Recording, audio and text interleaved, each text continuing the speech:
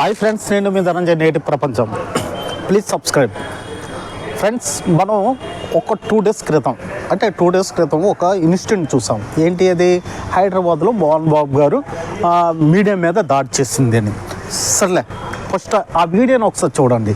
ఆ వీడియో చూసిన తర్వాత అసలు ఎందుకు దాడి చేస్తారని నేను క్లారిటీ చెప్తాను. ముందు ఈ వీడియోని ప్లే చేసి చూడండి.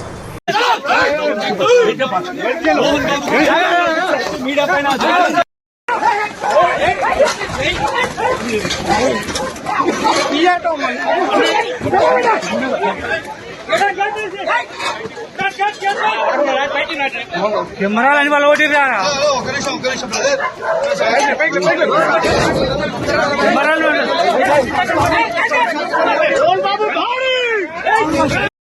ఫ్రెండ్స్, చూసారు కదా వీడియో. అసలు మోహన్ బాబు గారు మీడియా మీద ఎందుకు దాడి చేశారు? తనకేం అవసరం దాడి చేయడానికి? కొన్ని కారణాలు ఉన్నాయి.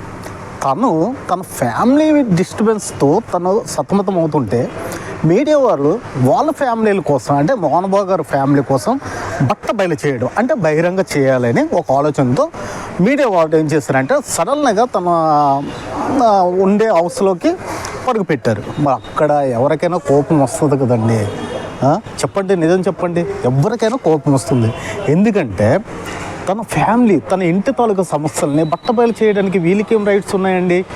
వీళ్ళకేం రైట్స్ ఉన్నాయి? రైట్స్ ఏం లేవు కదా.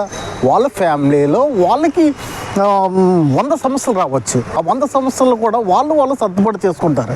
అది మొత్తం ప్రపంచాన్ని చూపించినంత అవసరం ఏంటండి? మరి ఎవరికైనా ఆ ప్లేస్లో నేనున్న కోపం అంటూ వస్తుంది కదా. మరి ఆ కోపం వచ్చింది కాబట్టి మోహన్ బాబు గారు మీడియా మీద అటాక్ చేశారు. నెక్స్ట్, మోహన్ బాబు గారు చిన్నప్పటి నుంచి కష్టపడి విలన్ వేషాలు వేసి ఎంతో కష్టపడక ఇండస్ట్రీలో నిలదొక్కుకోవడం అనేది చాలా కష్టం. అది అందరికీ తెలిసిన విషయమే కదా. మరి అంత నిలదొక్కుకున్న వ్యక్తి తన పిల్లల ఆస్తుల కోసమో లేకపోతే దేనికోసమో వాళ్ళు చూసుకుంటారు. ఎందుకంటే వాళ్ళ ఫ్యామిలీ కాబట్టి వాళ్ళు చూసుకుంటారు. మధ్యలో ఈ మీడియా ఏం చేసిందండి? ఈ మీడియా పరుగుని వెళ్ళి ఏదో ఎంతకి అంత భూతద్దంలో చేసి మొత్తం ఏంటంటే ప్రపంచం మొత్తంగా ఆ మంచి వారి ఫ్యామిలీ తాలూకా ఇంటి గుట్టిన ఏంటంటే బయలు చేసి వాళ్ళని ఏదైనా బ్లేమ్ చేసి మొత్తం వాళ్ళ ఫ్యామిలీని నాశనం చేసేలా చూసింది. అది తప్పు కదండి. మీడియా అంటే, జర్నలిజం అంటే నిగ్గి తెలిసే నిజం అన్నారు. అంటే చాలా ఉన్నాయి, మన రాష్ట్రంలో చాలా ఉన్నాయి మీరు బయలు చేయడానికి. అలాంటి బయలు చేయండి. కానీ ఎవరో ఫ్యామిలీ విషయంలో తండ్రి కొడుకులు గొడవ అండి. అది ఆ తండ్రి కొడుకుల గొడవ విషయంలో మీరెవరండి? నేను ఎవరు? చెప్పండి. మీకు నాకు ఉన్న రైట్స్ ఏంటండి? వాళ్ళ తాలూకు ఇంటి తాలూకా విషయాలన్నీ బయట బయలు చేయడానికి నీకు నాకు ఉన్న రైట్స్ ఏంటి? దయచేసి అలా చేయొద్దండి. మనం ఏం చేస్తున్నామంటే ఒక రేప్ చేసేవాడికి హీరోయిజం చూపిస్తున్నాం. మన మీడియా ఏం చేస్తున్నావంటే రేప్ చేసేవాడికి హీరోయిజం చేస్తున్నావు. నువ్వు ఎన్ని గంటలకు వెళ్ళావు? నువ్వు ఏం చేసావు?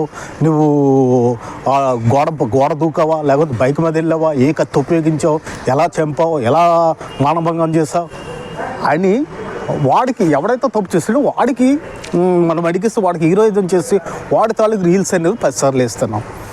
కానీ నా కొడుక్కి వీడి చేసిన ఈ అమ్మాయిని మానభంగం చేసినందుకు, లేకపోతే కామెంట్ చేసినందుకు, లేకపోతే అల్లరి పెట్టినందుకు వీడికి కోర్టు ఫలానా శిక్ష పడ్డది అని పదే చూపిస్తే మనం ఇంకొక నా కొడుకు ఆడపిల్ల జోలికి వెళ్ళాడు.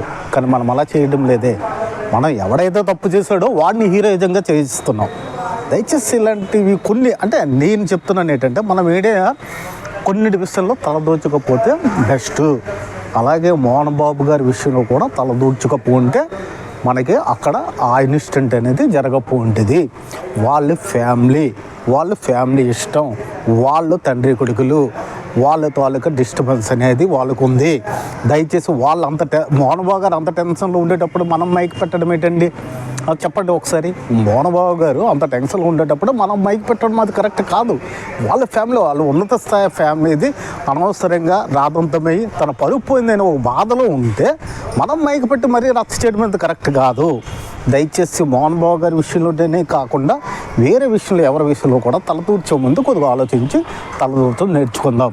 ఇట్లు మీ ధనంజయ్, నేటి ప్రపంచం.